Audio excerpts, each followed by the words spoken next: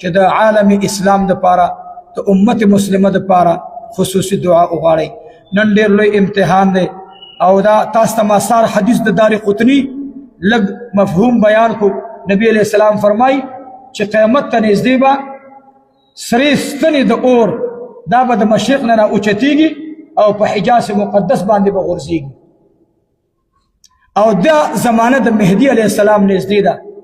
ورپسې به متصل دا کال د قادسالۍ کاري نبی علیه السلام فرمایي وایي دا کال به د څه وي قادسالي به راشي. نو تاسې خپل ځان دپاره وایي څه جمع کوئ.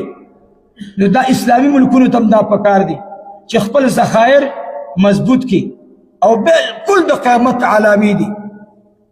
د دې نه بعد ظهور د مهدي علیه السلام دی اب راښکاره کېږي. بس دا یاد ساتئ ځکه چې ټول د ټولو خلقو رایه به دې طرف ته وي چې د حق خبره به څوک هم نشي کولی. هغې نه به داسې اور جوړ شي لکه سړی چې اور د خپلې خولې په لاړو باندې دننه مړ کوي. نو دا ډېر ګران کار دی. حق به دومره سخت شي. دا اوس دی که نه دی؟ حق څوک ویلی شي؟ نه.